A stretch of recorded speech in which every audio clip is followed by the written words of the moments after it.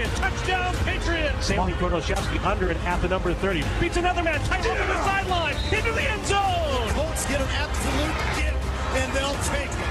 Holy my! Intercepted! Harry the big man. Bailey. The Vikings win. A pick six for Troy Hill. Late throw comes near side. Kelsey at the 5, angling left. Touchdown! The first passing touchdown for Taysom Hill. Pass deflected and intercepted by the Giants. Vegas touchdown. Vegas touchdown. Jackpot and away. Wow.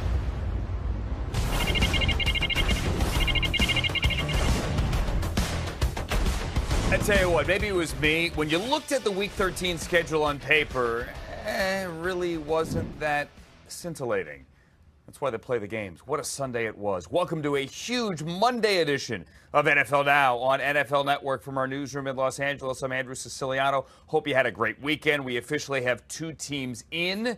Everything you need to know about the Chiefs and the Saints coming up in a bit. And we had 2 more teams eliminated and what it might mean here for the Chargers. They're one of them. But we begin this hour with news out of New York.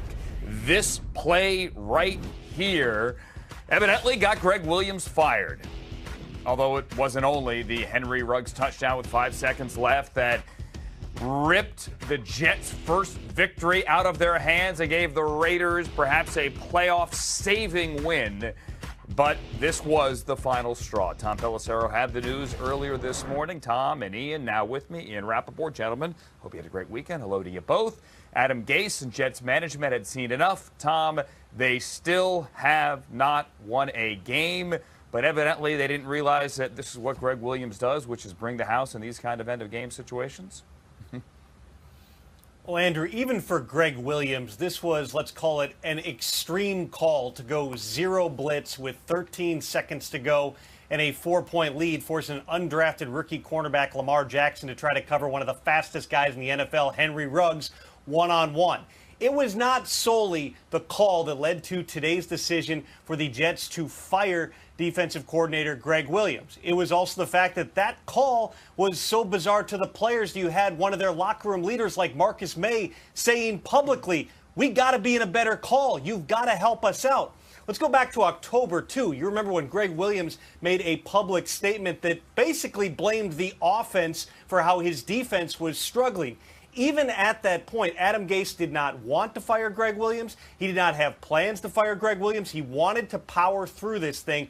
It just got to the point where they could no longer justify having Greg Williams around based on what happened yesterday. And, oh, yeah, over the next 4 weeks, they've got 4 more challenging games, starting out with a trip to Seattle coming up this week to try to avoid 0-16.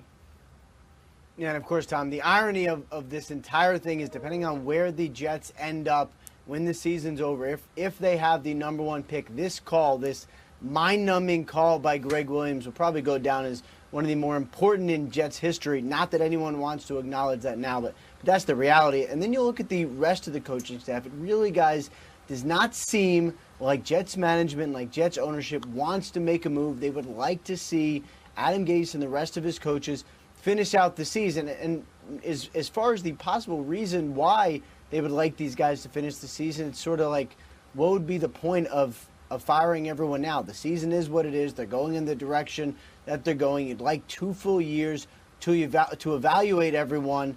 And does firing someone like, let's say, Adam Gase really get you anything right now? Probably not. So it's just Greg Williams today, and I would expect that to continue. Greg Williams gets kicked off the island first. In other words, Adam Gase, you now have to stay. And Frank Bush, the assistant head coach and a linebackers coach and a former defensive coordinator elsewhere, takes over for now. It seems as the DC on the winless 0-12 New York Jets. Bengals won at 0-11 last year in Week 13. Jets couldn't do it. All right, you guys stick around. I want to get to the Eagles and their quarterback situation. Oh, by the way, the Packers are involved in this story as well because Aaron Rodgers is involved in this story. You know, the Eagles won last year at Lambeau. Not going to happen this time. Here's Aaron Rodgers to Devontae Adams, who has a touchdown catch now in 7 consecutive games that ties the great Don Hutson for the longest streak in team history, and it's 7-3. Remember Rodgers out of the end zone right? In Indy, late in that game in the fourth quarter. That was to MVS. This is to Adams for 42 yards. Kind of looks similar there between Darius Slay and Avonte Maddox. 1 of 10 catches on the day for Adams, and then 6 plays later. Do you sense a trend here? Rough night for Darius Slay on Monday against DK Metcalf. Rough day again here against Davante Adams. 295 yards and 3 touchdowns for Aaron Rodgers, and it gets to 400. But the story of this game, Carson Wentz, sacked again. He has now been sacked 3 or more times in 10 consecutive games. That is the longest streak in 22 years in the NFL. And they would bench him with the Eagles down 20-3. So you wanted Jalen Hurts, you're going to get Jalen Hurts. And it was not just for one drive, it was for the rest of the game. He came out and he made some throws. Here's Zach Ertz for 20. Remember, they're down big here. That was on 3rd down. And then 4 plays later, it's now 4th and 18. And this is the one where maybe you're convinced the kid has it. We knew he had it, certainly at both Alabama and at Oklahoma. But this on 4th and 18 to Greg Ward for 32 yards. Wentz with his helmet on. He's listening to the plays. He's clapping. By the way, Jalen Hurts was also sacked 3 times. So this idea that he's just going to run around and make plays, they also got him 3 times. And he got help from Jalen Reagor. Look at that move on J.K. Scott. It's a 52-yard punt return for a touchdown. The Eagles missed the PAT, but they're back to within a touchdown here. So maybe Jalen Hurts pulls this. No, he doesn't. No, because Aaron Jones put this away with a 77-yard not only game-clinching touchdown, but for many of you out there, fantasy week clinching touchdown as well. And the Packers get themselves a win, and now we have a quarterback decision, a dilemma, if you will, in Philadelphia. I think you create your own energy, and you know, as great as it was, as great as the spark that was, the things, you know, that energy we had. Moving forward, it's about what we do moving forward.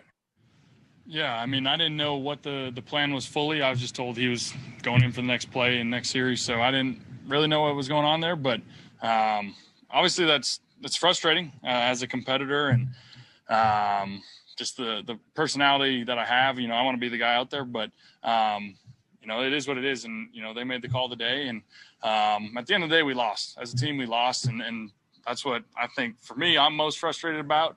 I'm not prepared right now to make any statement or decisions on that. You know, I'm still processing a lot of things and going through a lot of things before I make that decision. So that when I know, you'll know. That last soundbite there, hi guys, back with me again, Ian and Tom. That last soundbite was from about a half hour ago. Doug Peterson, Ian says, and they get the Saints this week, oh, by the way, and that great defense, that he has not yet made up his mind. And he said, and I found this interesting, he's not really consulting with anybody. Not going to consult with coaches, he said. He wants to make the decision himself. He said, this is my decision. It's between me and me. Yeah, I would be curious to see what he and him and also himself end up coming up with in this. But there's a reason that Doug Peterson is going to essentially be the guy making this decision. He is very clearly on the hot seat as a coach, despite the fact that he won the Super Bowl 3 years ago, despite the fact that he won the division just last year. That is where he finds himself. So if you're going to go down, which no one wants to, but if you are, might as well be making your own decisions and being the one to have the ultimate call. He didn't make any firm decisions, but generally, Tom, when we've seen this, when we've seen coaches decline to name a starter, that would be one. Usually that indicates making a change. And then Doug Peterson also admitted that it may benefit Carson Wentz to not be in there, to just watch from the sideline. It seems, if you read the tea leaves, like Peterson is pointing to a change in Jalen Hurts in as the starter, which for Carson Wentz wouldn't mean goodbye forever. Wentz is not going anywhere based on his contract, but would be potentially a much-needed breather on the sidelines. Well, and Doug Peterson says this decision is between him and him on who the starting quarterback will be. But let's be honest, these are big-time organizational decisions when you've paid a quarterback like the Eagles are paying Carson Wentz and still have to pay him for at least one more season. if Carson Wentz is on the team next year, he's due $25.4 million in salary and bonuses, a cap number of close to $35 million. If you were able to trade him, he still counts close to $34 million on your cap next year. And if you were to outright cut Carson Wentz, well, his $15.4 million base salary for 2021 is still guaranteed. And then you have all that bonus proration that would accelerate on top of it. You're talking about putting an anchor on your salary cap at a time that, in all likelihood, the cap would go down. So this is not just a matter of who the Eagles roll out there next week. What is your plan if you are still the head coach of this football team into 2021 and beyond at the position where you are committed financially, if not in terms of organizationally or competitively, to Carson Wentz for at least one more year? Look, they're not protecting whomever the quarterback is. They've had 10, 11 different, whatever it is, offensive line combinations. Eagles quarterbacks have been sacked 53 times. They're on pace for David Carr territory. And we love David, obviously, our colleague, our teammate now. On pace for 71 sacks this year. And they get the Saints, who can bring the heat, coming up this week. Peterson says he kind of went back and forth. He said that he'd like to keep this private in terms of, like, he doesn't want it to leak out. And then later he said, but yeah, you know what, I know, I'll tell you guys. So seems like it's kind of a mess. Ian, you'll be the first ones to know. Never fails. No. And then it's going to leak out. All right, guys, thank you. Ian, stick around for a little bit. Tom, back a little bit later. Let's put the numbers on the screen here. And also keep in mind that Hurts, under pressure, right? 0 for 5 with an interception. That's according to Next Gen Stats. So what do you have to choose from? Stacey Dales is at the game. Brian Billick with me as well. Hello to you both. Happy Monday to you. Dales, you think he's going to make the switch? I do. I would find it shocking, actually, if he didn't make the switch. I mean, there was a palpable, I was at that game, as you alluded to, last night, yesterday, a palpable shift when Jalen Hurts came in the football game. I mean, to throw it on, 4th and 18 for a touchdown? I think my dogs are barking in the background. Sorry about that. They want the quarterback switch, too. Here's the thing. Carson Wentz, you just talked about it, has been sacked 50 times to lead the National Football League. The average amount of time he's getting sacked per Next Gen, 4.88 seconds. That tells you there are a myriad of issues for him to hold the ball that long. But the fact is, they're not protecting Carson Wentz. Obviously, they didn't protect Jalen Hurts either, but Jalen Hurts has a pair of legs on him that can scramble and break the pocket. I don't know if he's necessarily ready to take over as the starter for the Philadelphia Eagles, but I don't think Doug Peterson has a choice at this stage, because Carson Wentz, to get sacked that much and to hold the ball for nearly 5 seconds, there's just too much going on, and you got to spark this group somehow. Yeah. I appreciate you taking the hit for me, Stacey, because I actually think it was my dogs that was barking, so I appreciate you. Was it yours? You protecting me that way. You're absolutely right for a number of different reasons. One, and this is going to sound a little counterintuitive, I think it's in Carson Wentz's best interest. He's not going to learn anything from the sideline, but just to save the butt whooping he's going to get over the next few weeks. You've already talked about the sacks. I don't know that he can survive the rest of the season, particularly the way Carson Wentz plays and the way he's physical in the pocket. So, yeah, you go with Hurts. Again, I don't think it's going to make a lot of difference other than, yeah, he can run around and make some plays that way. But Doug Peterson also knows, boy, the headache he's in for now, because is there a worse city in America to have a quarterback controversy? And if Jalen Hurts, who can come in and kind of make some things happen, the dreaded, we'll have open quarterback competition in the summer. You already heard the guys, with my $35 million quarterback, this just does not bode well for Philadelphia, but it is a move that I think they have to make, and not that it's going to make any difference, but find out what Jalen Hurts can do and go ahead and understand, this is an organizational decision, but boy, this is going to be a major headache for Doug Peterson. And lost in all of this, of course, the Eagles at 3-8-1 are not in any way, with 4 games left, out of the running to win the NFC East and make the playoffs. So there's that. The Packers, Stacey, lead the NFC North. Aaron Rodgers got to 400 career touchdown passes yesterday. Lambeau's kind of weird. You've been there a few times, right? This year, just all quiet, and Aaron Rodgers throwing touchdowns. It is eerily quiet at Lambeau. I don't know how to describe it. I love but how you lowered your you, voice there, too, to describe how eerily quiet it is. I did, because when I was witnessing this, I want to try to give our viewers, and Coach, you will so appreciate this. Watching Aaron Rodgers right now, we can talk about all the records. There's a piece, and I'm not talking about pieces like pieces to the puzzle. There's a piece, P-E-A-C-E, to his game, to listening to him post-game, to his delivery. It is like a symphony watching him in person. What he's doing this year is absolutely sensational. He is the conductor, and you have the saxophonist, the pianist, the guitarist, the trumpets, everything. They're all playing in unison while he's conducting this thing. It is the perfect orchestra. Watching Aaron Rodgers perform this year, that's the best way I can depict it and illustrate it. Yeah, and you see and you hear that sense of peace as well during his midweek pressers, especially when he turned 37 earlier this week. And, Coach, they ran the ball to end the game. He didn't have to make all these crazy plays down the field. Aaron Jones ended it. Yeah, this combination they have between the running game and Aaron Rodgers, and Stacey, I'm with you 100% on Aaron Rodgers. I mean, what he is doing, as they say, he sees the whole board as well as anybody that's played the game right now. Let me give you, I'm just going to throw a number out there to put it in reference. Drew Brees, future Hall of Fame quarterback, guaranteed, first ballot, slam dunk. On better than 10,000 throws, has 240 touchdowns.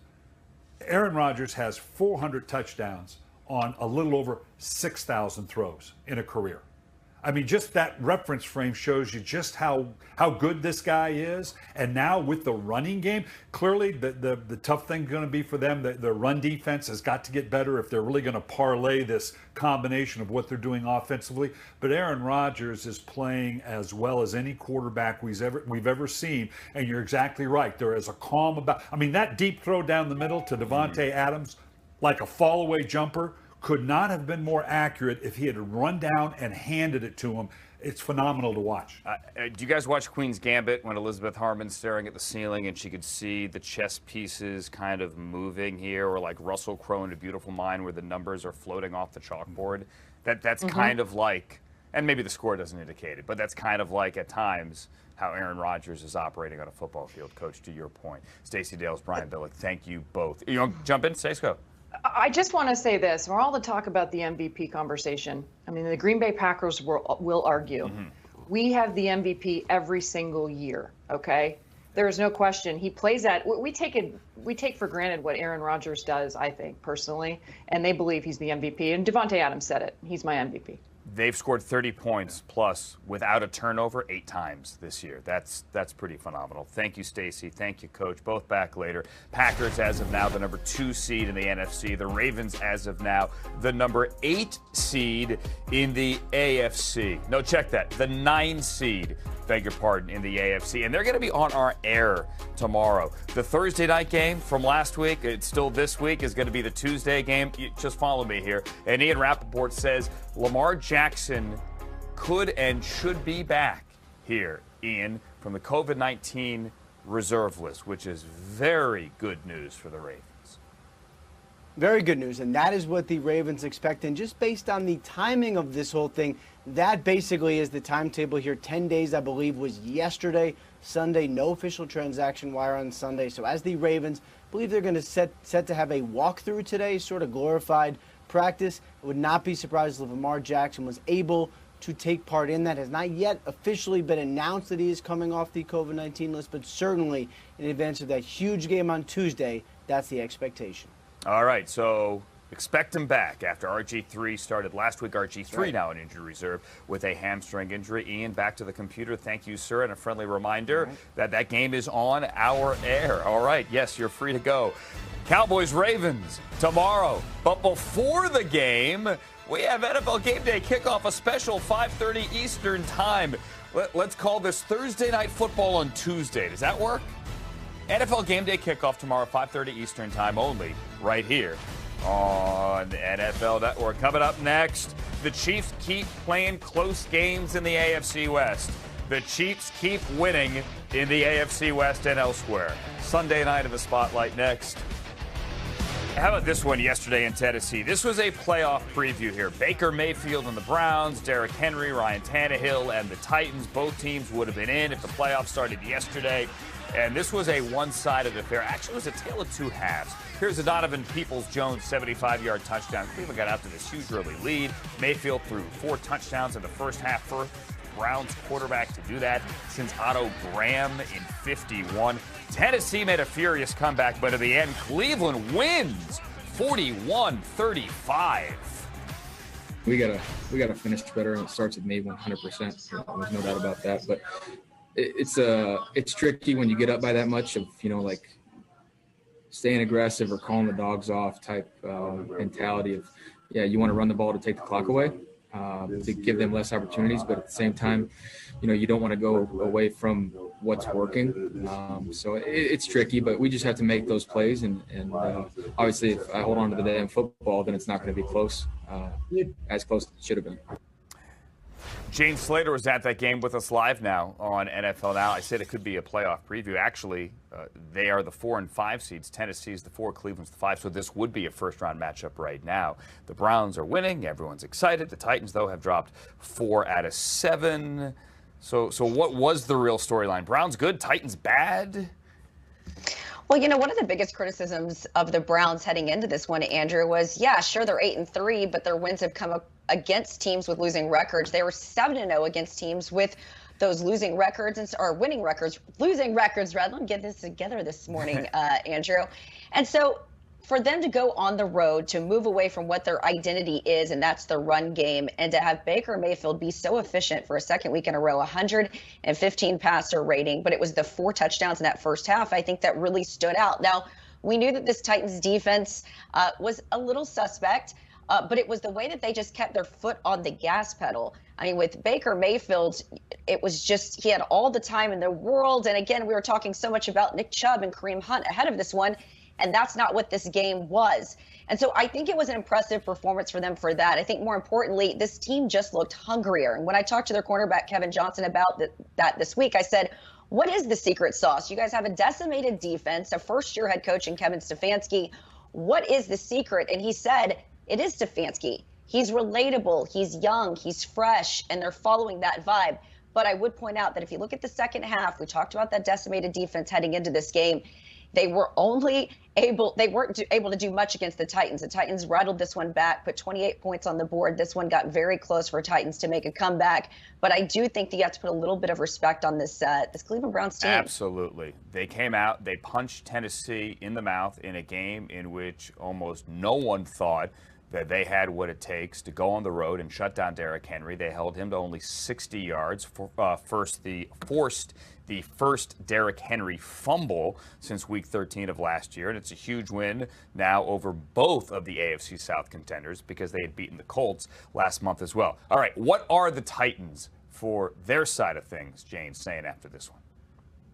Well, you said it right there. I mean, Derrick Henry really was part of this identity of this offense. We thought he was going to have a big day, but ahead of it, remember we had said, against the Browns, for whatever reason, he is sort of limited. And in this one, he had his first fumble and 375 offensive touches. It felt like it sort of took the wind out of their sails a little bit. Now, look, they went into the locker room, counted the half, and as I said, put up 28 points there. And you love to see the effort. That's typically what you get from this Titans team.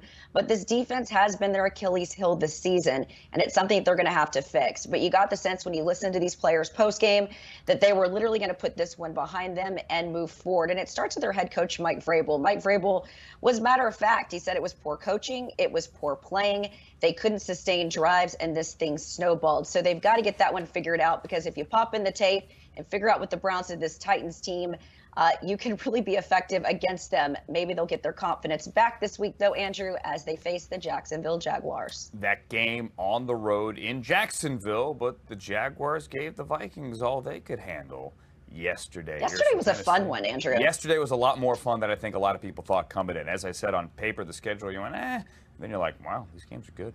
Thank you, Jane Slater, who was at one of them there. The Browns win over the Titans in Nashville. You know what game was also good and fun?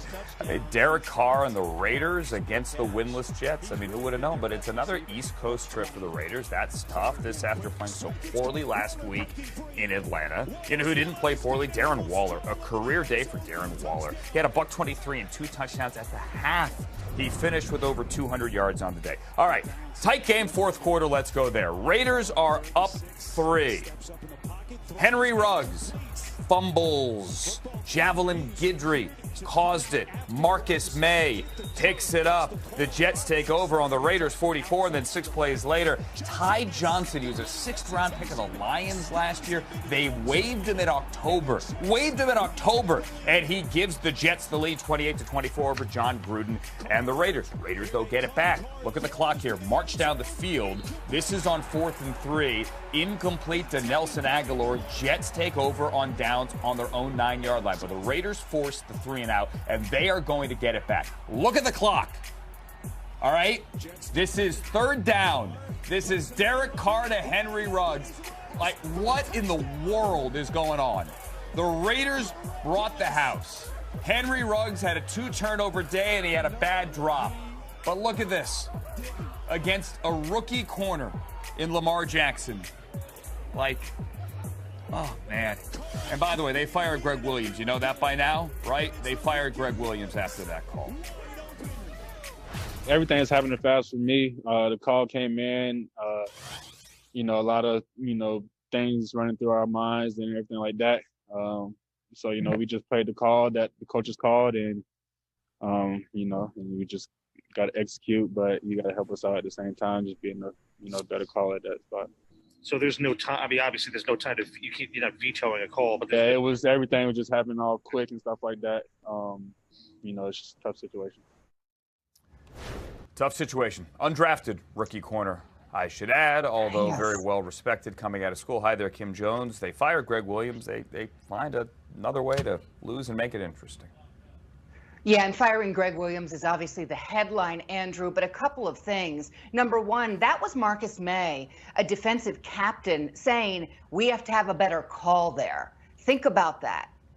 That's pretty strong from a player who isn't known for outlandish statements. He's better known as a really good locker room guy and a guy who supports his teammates. And I'm told after that play, Lamar Jackson, the cornerback, as you noted, out of Nebraska, undrafted, got a lot of support in the locker room from his teammates, as he should. As he told the media after, and I'm going to get to that in a second, he said, the call was the call, the play was a play. He said, I'm a rookie.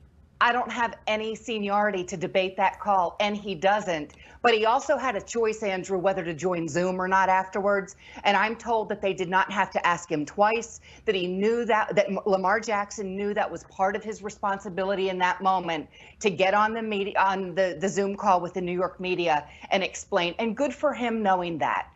He's a good player. He's undrafted for a reason. He doesn't have elite speed. But Henry Ruggs is one of the fastest players on the planet, and he was on an island with him. That's the fault of Greg Williams. And, Andrew, Greg Williams is a really good defensive coordinator who has a long resume, but he'll also tell you he's the smartest guy in the room. And that was not a smart call. Cover zero. And I believe in watching that back, there was a spy.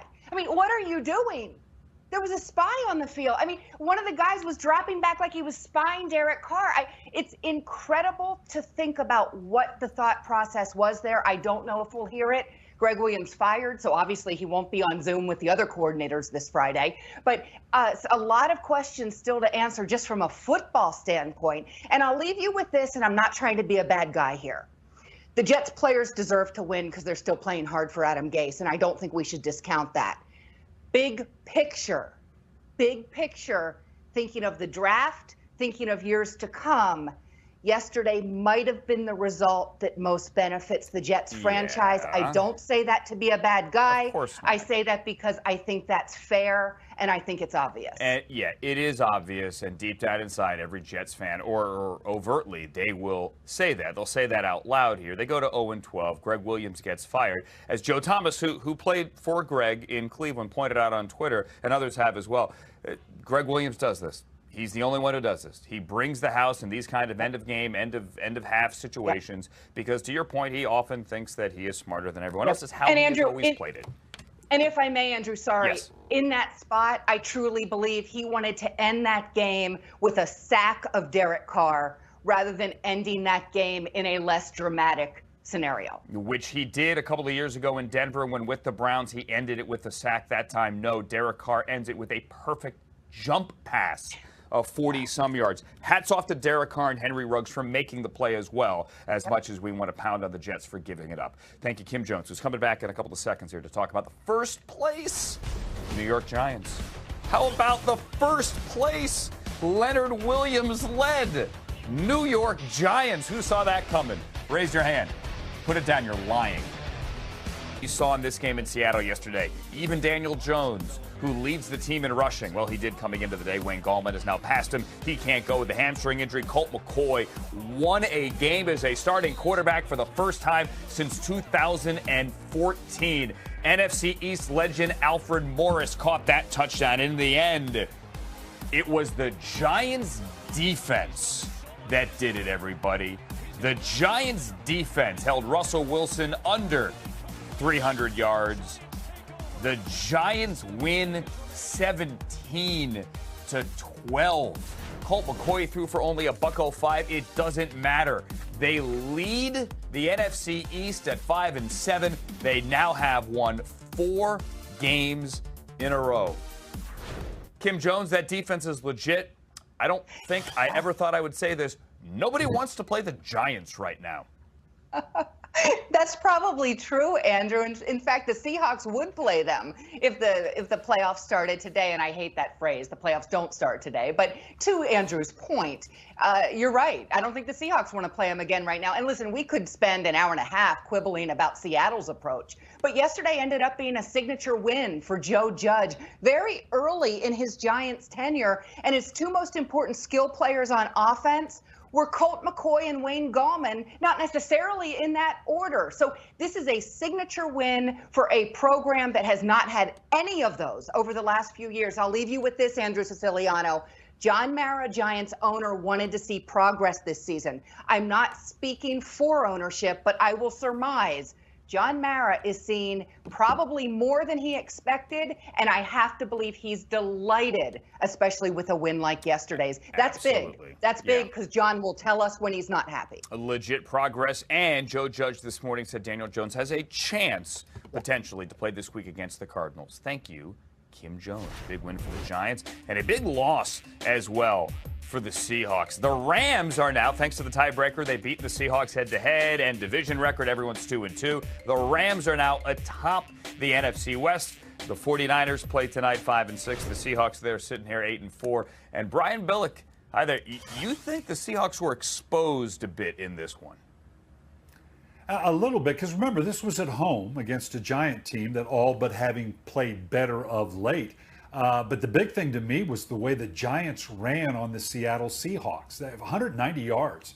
Again, at home in Seattle. So I think, obviously with Seattle, the defense, they've got a great deal of pride. This isn't the Legion of Boom. But that ability to run on that front 7 will not bode well for them going forward. And you combine that with Russell Wilson and the sacks on Russell Wilson. He had to throw the ball more than 40 times. That's not the way Pete Carroll wants to win. He wants to play great defense, great run defense, run the ball, and have his quarterback obviously make big plays. Russell Wilson is 2-6 over the last 2 years when he throws the ball more than 40 times. So their combination of not being able to hold up against the run and the fact that Russell Wilson had to throw the ball more than 40 times, this doesn't bode well for Seattle. They've got to get that ratio back going forward. Sacked him 5 times yesterday. They get the Jets coming up next for whatever it is worth. And that run defense, Wayne Gallman's 135, the highest total for any running back so far.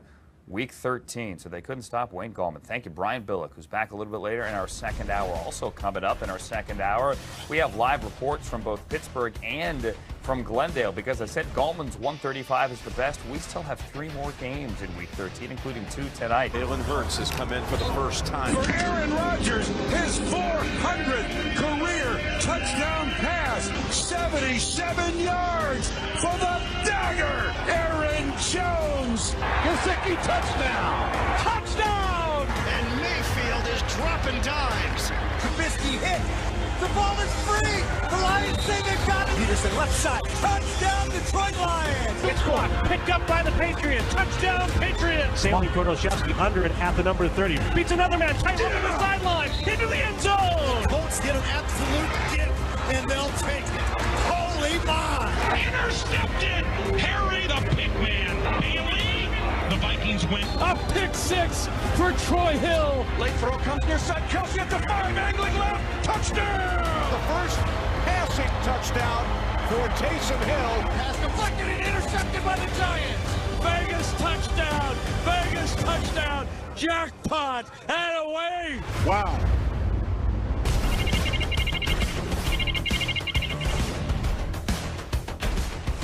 Hey, you enjoyed yesterday? I did. We got 2 more games for you tonight, including at 5 o'clock Eastern. The Pittsburgh Steelers trying to remain undefeated, trying to go to 12-0 with the Washington football team in town. We are live at Heinz Field coming up shortly. We are live in Glendale as well as the San Francisco 49ers get a Monday night home game in Arizona against the 8-3 Buffalo Bills.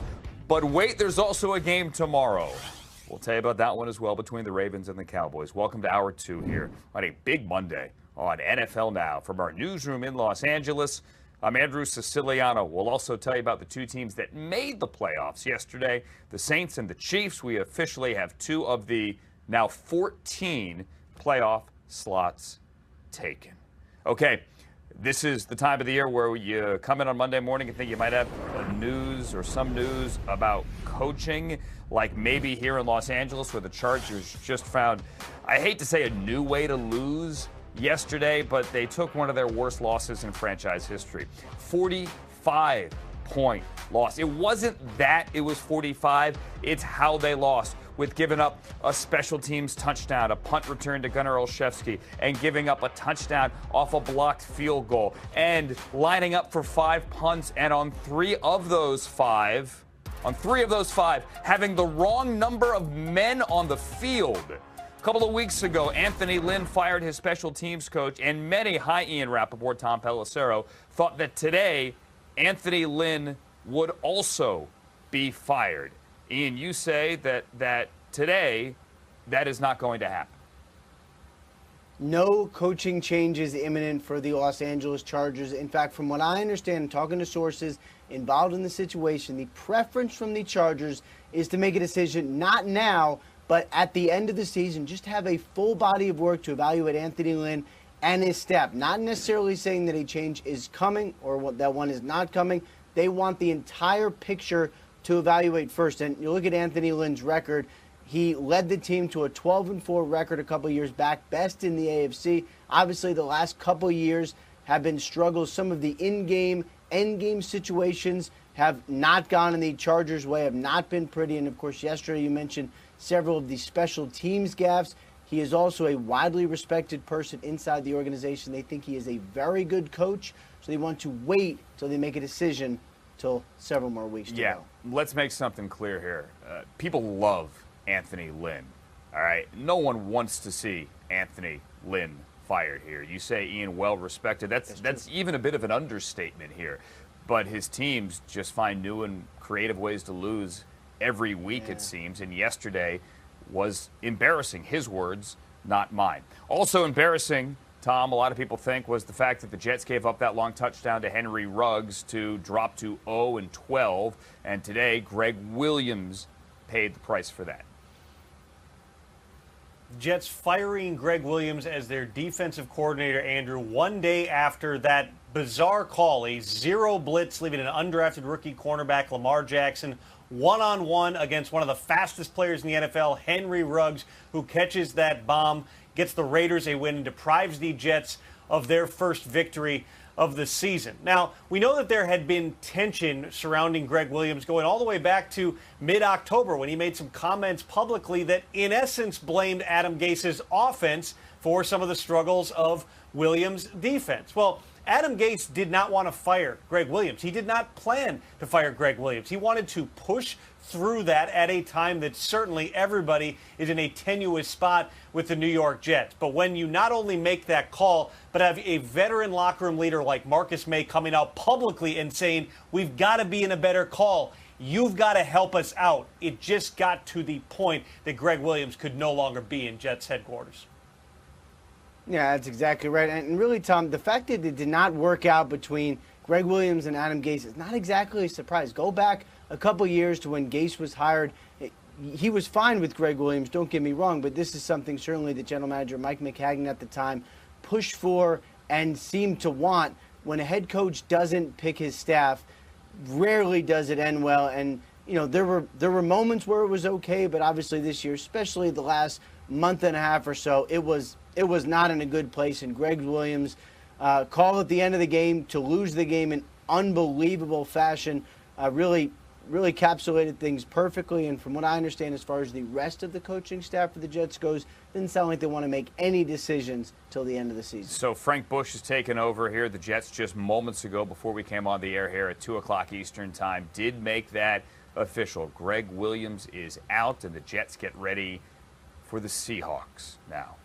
Have fun with that after losing to the Giants. And then we have the Eagles after they go into Green Bay and lose to the Packers. Actually turned out to be a one-possession game late in the fourth quarter. After Jalen Hurts made a second-half push when Carson Wentz was benched. Doug Peterson, Ian, about an hour and a half ago, said he has not yet made a decision who starts Week 14.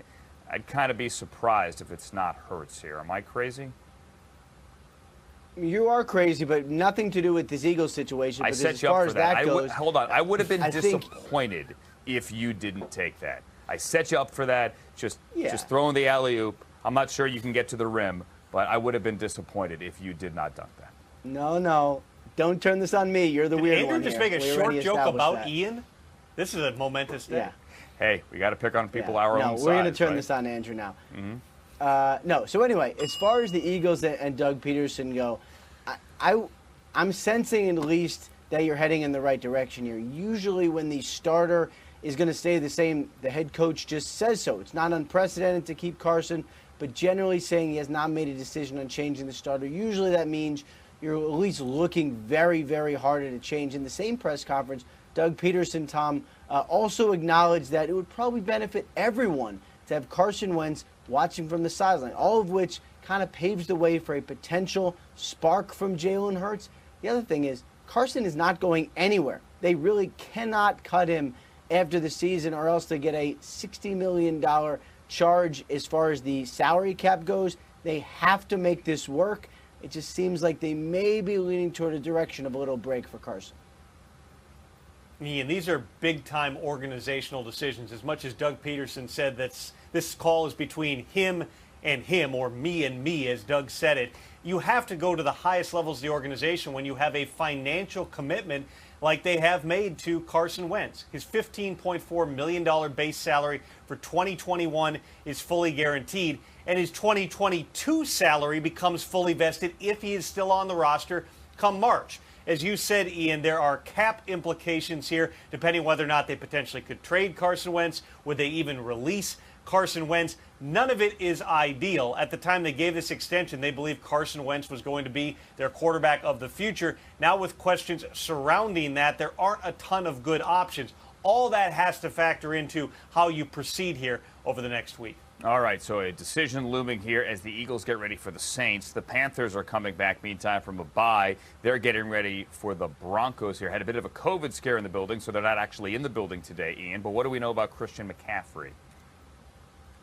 Well, finally, Christian McCaffrey is expected back on the field. Remember, it was supposed to be several weeks ago, and then the Panthers pulled back and said, you know what, let's make sure that his shoulder injury, his very painful shoulder injury, actually heals completely before we put one of the faces of the franchise back on the field after the bye week. Matt Rule said today at his press conference, conducted virtually, as you mentioned, that he does, in fact, expect McCaffrey back. That's good news. But not as good news, the COVID situation in their building. I'm told DJ Moore, their leading receiver, also nursing an ankle injury, is being placed on the COVID-19 list, which almost certainly will knock him out for this week's game. Okay, Tom Pelissero, we have a couple of coaching vacancies here, 3 of them specifically, if memory serves. It is almost interview season. We have a new memo and new rules about interview season. That's right, Andrew, and this is the latest big change that the NFL has made in light of the COVID-19 pandemic. According to a memo that went out just a couple of hours ago from the NFL office, all interviews must be conducted virtually, not in person, with any coach who is still in the playoffs. In other words, in past years, let's say you wanted to hire an Eric Bieniemy. Well, it would be common practice for a team to fly in the first couple of weeks of the playoffs during the specified window, sit down with them, maybe a couple of days before a game, have an in-person interview. That will no longer be allowed. Any of those types of sessions would have to take place on Zoom. Also, any interviews with people not currently employed by NFL clubs, somebody who's out of work, somebody who's been fired, those also have to be virtual only until the regular season ends. Only when a team is eliminated from the postseason or doesn't make the postseason at all would you be able to bring them in person. And even then, there are additional restrictions, including trying to do shorter interviews. Part of the guidance is a series of 30-minute interviews is lower risk than a 2-hour interview or a 3-hour interview. There's also mandates on wearing masks, on social distancing. A lot of the things we've heard in NFL facilities all season now applying and lending a different dynamic to the upcoming coaching and GM vacancies. Ian, you're waving. You want to jump in here on the Panthers, I'm guessing? Yeah, just got official word from the Panthers on how many players are being placed on the COVID-19 reserve list. Mentioned DJ Moore, Curtis Samuel, their electric receiver / running back, also being placed on the list. Derek Brown, defensive tackle, Greg Little, Shaq Thompson, a lot of very good players for the Carolina Panthers. 8 in all to go along with the 2 that were placed on it from last week. Yeah, this was, while Tom was speaking here, the Panthers hit send on it.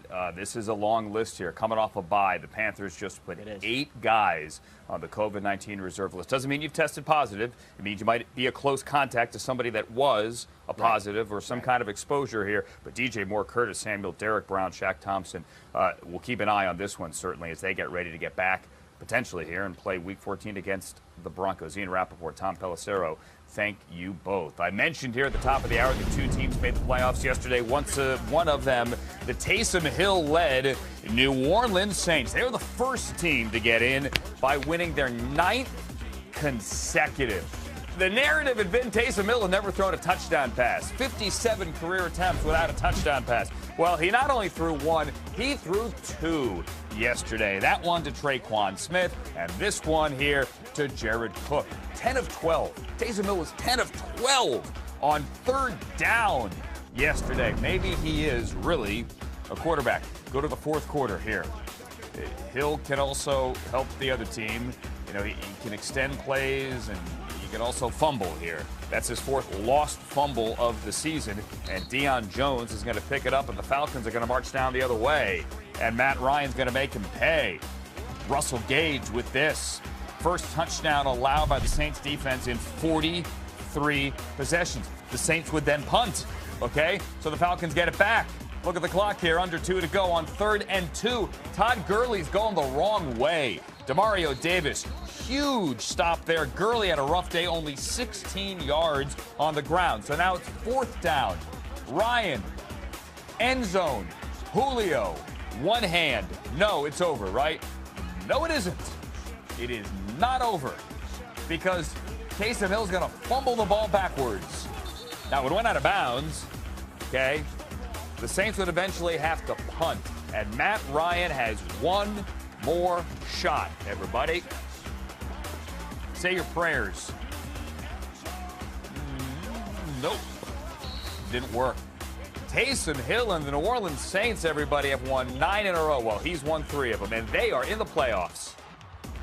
As far as my overall development and, you know, the process, I feel like I'm becoming more and more comfortable operating the offense, and I feel like, you know, there are so many ways that I can continue to get better.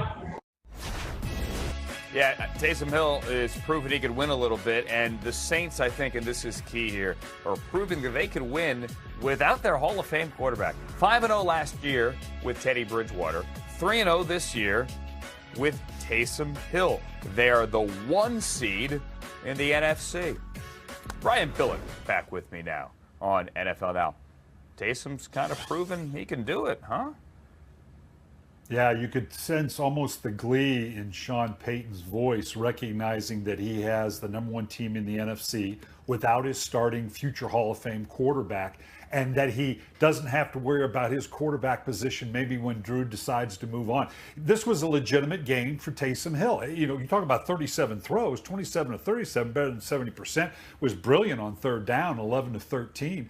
And with the 2 touchdowns, didn't throw any interceptions. Now he has to clean up the fumbles a little bit, but he played kind of a complete quarterback game, and he's going to have some more opportunities here to show, and Sean Payton will do more and more and feel better and better about wrapping a quarterback game around him, not just a wildcat kind of run him around, and develop not only for now, but going for the future. And also, by the way, we don't have to rush Drew Brees back. You know, how great is that? Now, I got to clean up something from last hour. I conflated his touchdowns. He has better than 500 touchdowns, okay, to his 240 interceptions. I messed with that. You don't mess with the man's touchdowns, okay? So I apologize for doing that. For he and Aaron Rodgers, both pretty good. Yeah, his resume speaks for itself. He's going to get the gold jacket to go with his gold helmet one day.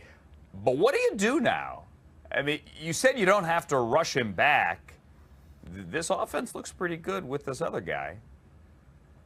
Well, make no mistake that Drew Brees, when he's ready, but Drew Brees is a point in his career. Like we said, this is a Hall of Famer that he can make sure he's really feeling good before he comes back into the game. I'm sure he's going to want to come back with a couple games to get back. He doesn't want to go into the playoffs without getting a few more games under his belt, so to speak, to get back into that rhythm. It's not like he's sitting there worried about Taysom Hill taking his job. But by the same token, the competitor in him, and let's remember Wally Pitt, you know, the story. I mean, it's not like that's going to happen that way. But Drew Brees is very comfortable with it and anxious that this team perform well, maybe to get that #1 seed for the NFC going into the playoffs, then have that extra week. So, yeah, he's on board with this, but I'm sure he wants to begin to get back and play when he can, but he doesn't have to do it too soon with very, very painful rib injuries. And for our younger audience, and Coach, we'll age ourselves here, Google Lou Gehrig. There's an H in there. That's right. When you spell it, and you could read the story of Wally Pipp.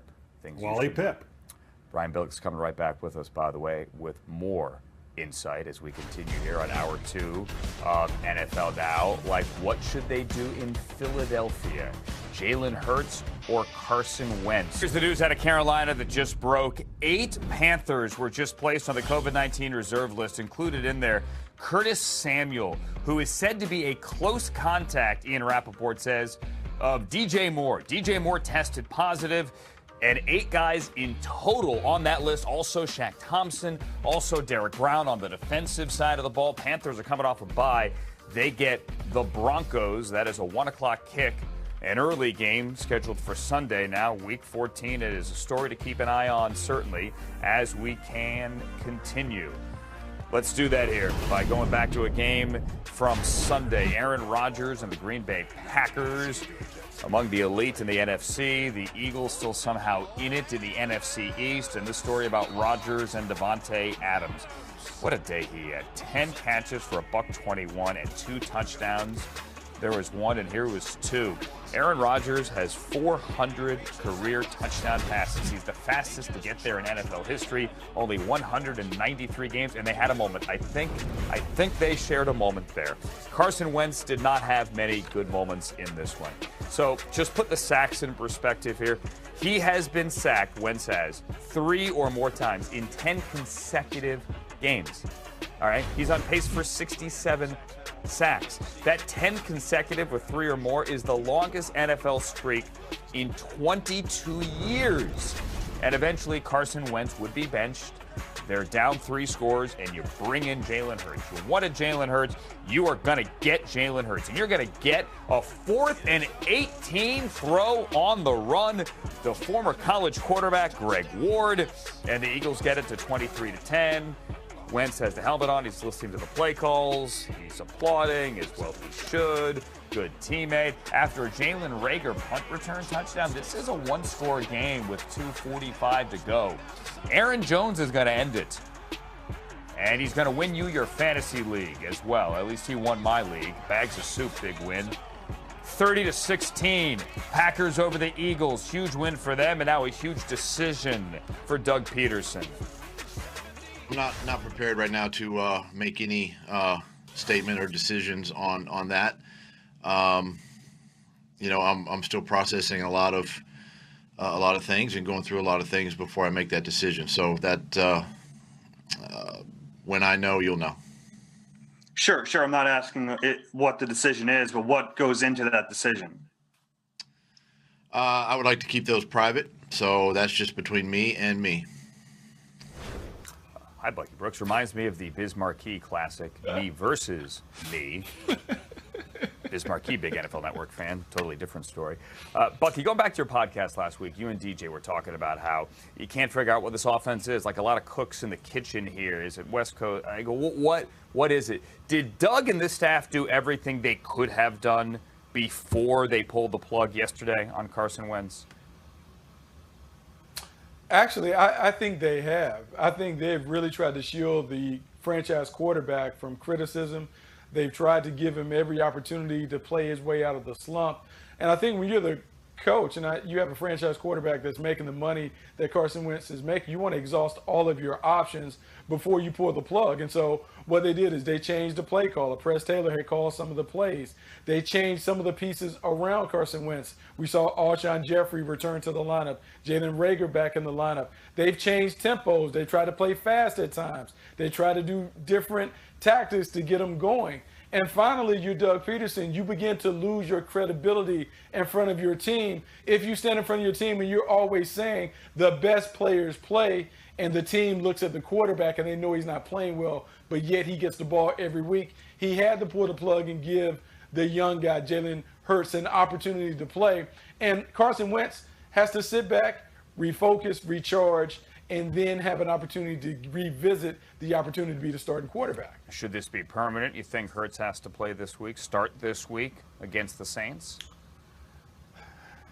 Man, I don't know if this should be permanent. I think it's short term. I think maybe a week off would help Carson Wentz to just see the game through a different lens from the sideline, to take some of the pressure off. He is mired in a bad slump.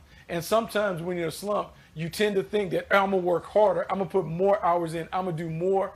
And maybe they need to let some of that air out the balloon, let them relax for a bit, let Jalen Hurts take all the ones, try and focus on the little things and get back in. I don't think it would be a bad thing to start Jalen Hurts this week. Again, against a Saints defense that right now is the #1 total defense in the NFL. And that game is in Philadelphia. Thank you, Bucky Brooks. Always good to see you, sir, on a Monday. Hey, big day coming up on Thursday here on NFL Network, specifically on Good Morning Football. That is when we will reveal the 32 names, the 32 finalists, one from each team, for this year's Walter Payton Man of the Year Award, presented to you by Nationwide. It is the most prestigious honor we can hand out. Good Morning Football. Thursday, the 32 finalists for the Walter Payton Man of the Year Award, as always, presented by Nationwide. Coming up on this show, some highlights. Big one in Arizona. Sean McVay and the Rams cut off that bad loss to the 49ers. Cardinals needing to right the ship as well. McVay has not lost to these guys, and he wouldn't yesterday either. Jared Goff bounced back after a lot of public criticism from not only his coach, but from all corners. Here's a touchdown here to Tyler Higbee. And I don't know if you know this, but McVay's never lost when leading at the half. Have you ever heard that stat before? You know, Jerome Bettis is from Detroit. Totally unrelated story. Kyler Murray made a few plays in this one, although he still does not seem right since that shoulder injury. Here's a DeAndre Hopkins touchdown. For the most part, though, Jalen Ramsey shut down DeAndre Hopkins. This game got interesting when Simba Webster fumbled this punt, and Trent Sherfield recovered it for the Cardinals. They're going to take over inside the 20, and then 2 plays later, Kenyon Drake gets the 4-yard touchdown, gets to the pylon, and this is a 24-21 game after the Simba mistake. But the Rams, and this is the key drive of the game, they get the ball back and they go right down the field. And Darrell Henderson, who had a knee injury in the first half, had been deemed questionable to return. Darrell Henderson does return. He gets back into the end zone. And then the defense makes it happen. Troy Hill, another pick six. Back-to-back games. Rams badly needed it. Rams badly needed it. And they get the win, 38-28. It was, I responded exactly how I expected to. I've been through a lot of bad things in my football career before and have consistently responded, and this was no different. And another one that I just had to put my head down and keep working. Honestly, I just think we got to find a way to win. We've been in every single game, pretty much that we've lost. We've been in those games and have had chances to win. Little mistakes here and there, turnovers, whether, penalties, stuff like that. Not playing complimentary football, that gets you beat. And I think that's kind of just who we are right now. Just not, we're not, just not finding a way. And they did not find a way at all. Now they find themselves at 6-6 here. And right now they're officially out of the playoff picture because the Vikings have the tiebreaker on common opponents over the Cardinals. Rams are 8-4, and the Rams now have a very short week. They have to get back to work. They might not have Michael Brockers. And they get the Patriots at home on TNF here in Los Angeles. What did we learn from this one? Bucky Brooks, Brian Billick. Gentlemen, hello. Both back with me on NFL Now. Bucky, what do we learn about McVay and the quarterback that he criticized a lot last week, Jared Goff? Oh, it's all about the play caller. It is all about Sean McVay and how Sean McVay sets up the game for the quarterback. When we think about Jared Goff, and he was in the 2017 draft class with Carson Wentz. Carson Wentz is struggling. Jared Goff was struggling. What is the difference? The play caller. When I look at the way that they played against the Arizona Cardinals, setting him up, when you go back and you look at all the stats, Jared Goff is one of the best in the business, throwing play-action passes, particularly when he's outside of the pocket. Quick rhythm throws, laying it out to the flat defender, doing it over and over and over again. Well, what do we see? We see Sean McVay put his quarterback in that situation. We saw him really set up easy throws for Jared Goff. And I will give Jared Goff credit for this. He listened to all the criticism, but he's a tough-minded individual. He handled it, and he played well. I think this was a huge step in the right direction for the LA Rams because the play caller got it right.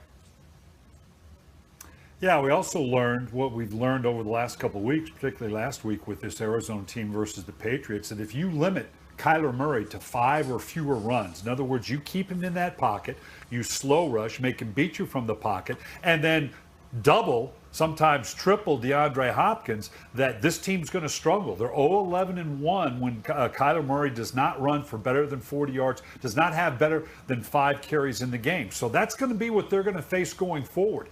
People that want to slow rush and keep him in the pocket, take away DeAndre Hopkins as best you can because he's still going to make some plays, and then see if Kyler Murray can make enough plays to enough other people, because if he gets outside the pocket, you know you're going to lose. So people are beginning to get that book on him and putting more and more resources in keeping him in the pocket and to fewer than 5 runs. They get the Giants next, and the Giants did a great job keeping Russell in the pocket yesterday. And listen, I'm not piling on the Cardinals, but they are a Hail Murray away from being losers of 5 straight right now. And right now, they're the 8th seed. All right, guys, stay there. Let's get another one in here. Let's figure out what we learned about this one.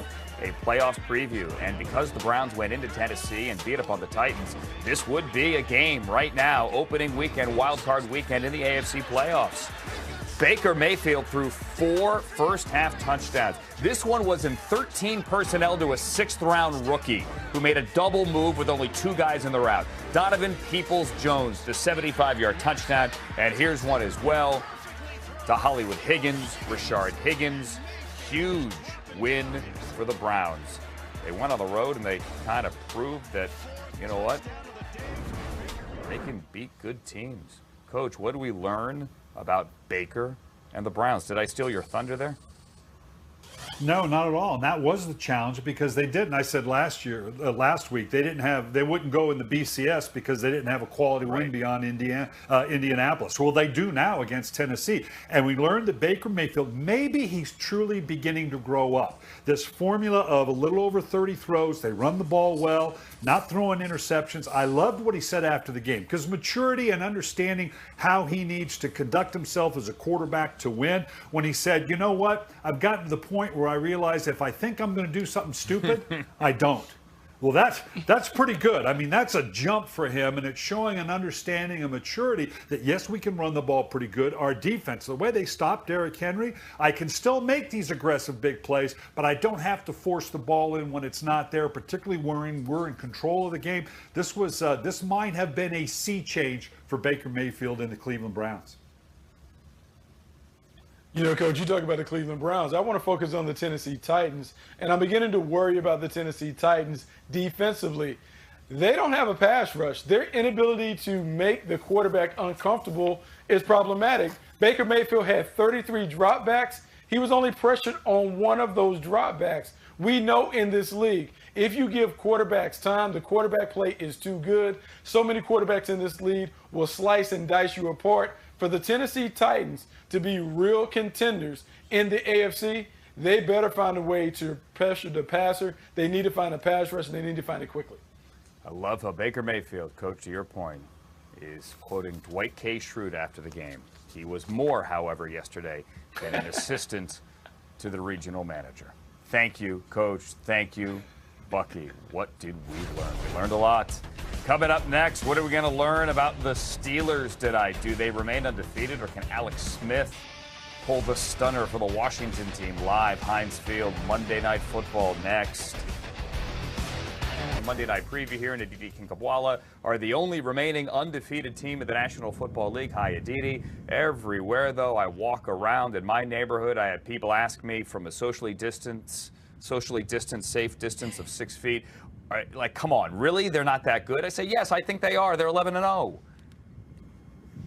Well, so Andrew, when was the last time we heard an 11-0 team so maligned? 2015 with the Panthers, when guess who was the head coach? Ron Rivera, who is now bringing his Washington football team in here tonight. And I talked to Ron Rivera for quite some time this weekend. We talked about the eerie similarities. Wait, let me go backwards, Andrew. I'm sorry. Ron Rivera not only was the coach of an 11-0 team with the 2015 Panthers, he was also a player of an 11-0 team with the 1985 Bears. And what Rivera told me is that there are so many similarities in the outside perspective of these teams. Just like people are questioning whether Ben Roethlisberger can really do it or still has it. People were questioning whether Jim McMahon was that great. They were questioning whether Cam Newton can do it. The same way the people are saying that the Steelers are winning ugly, that their point differential is not that impressive.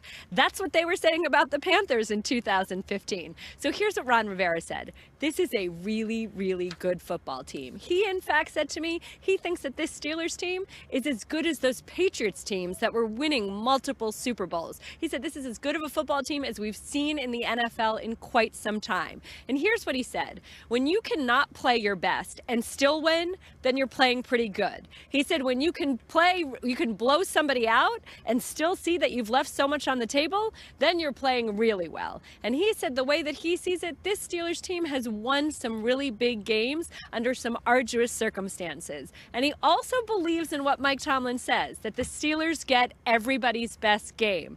It's exactly what he told his own team, Andrew. He said to them, we'll see how you play on Monday, and that will give us a pretty good gauge of where exactly we are. And Washington certainly has a defense to give Pittsburgh a really good shot here, and now a quarterback that's given them some hope. And, you know, as much as we want to crown the Giants here, Washington is only one game back in the win column. Granted, they're, you know, the head-to-heads, that's not good, but only one game back in the division. And Andrew, you know, you're right that it's the defensive front for Washington that will be the key to their success tonight if there is to be success. But look, Alex Smith is much more than just a really good story.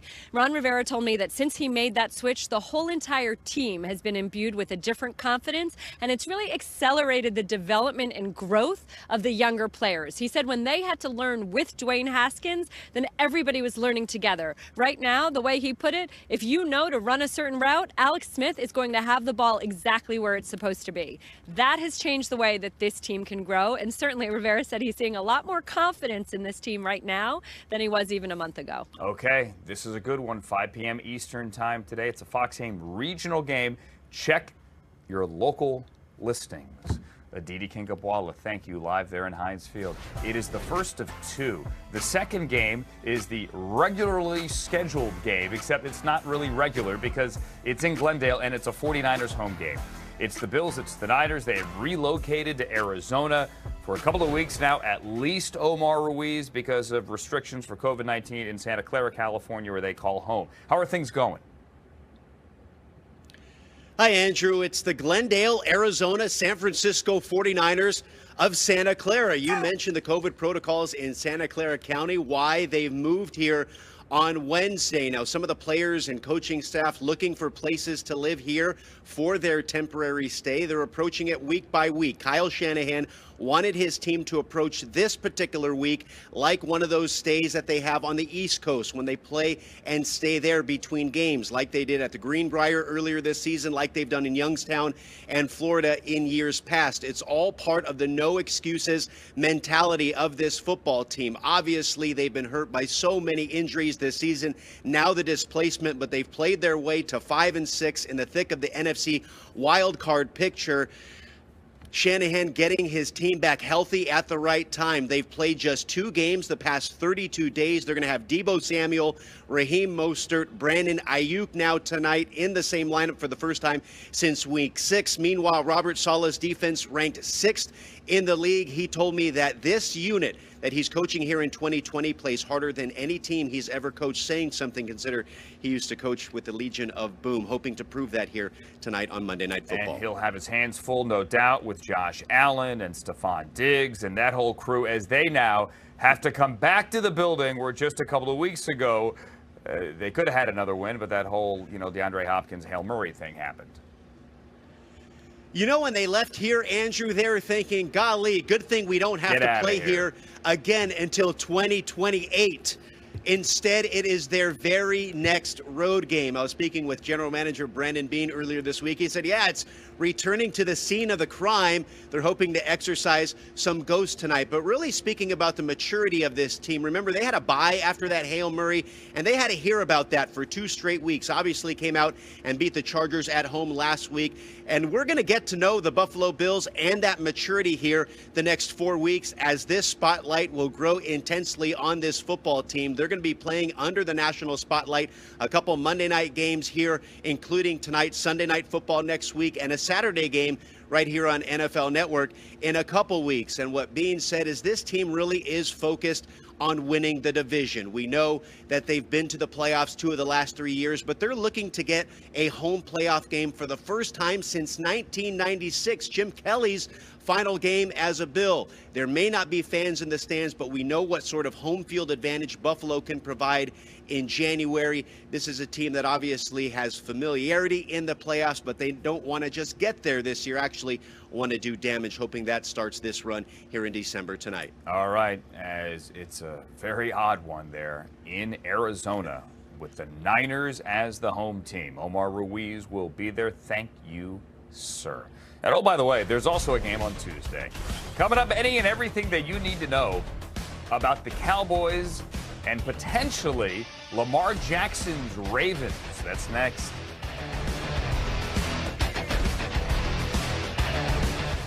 Hey, we have time for one more thing before we go. Ian Rappaport getting off the phone. What do you have?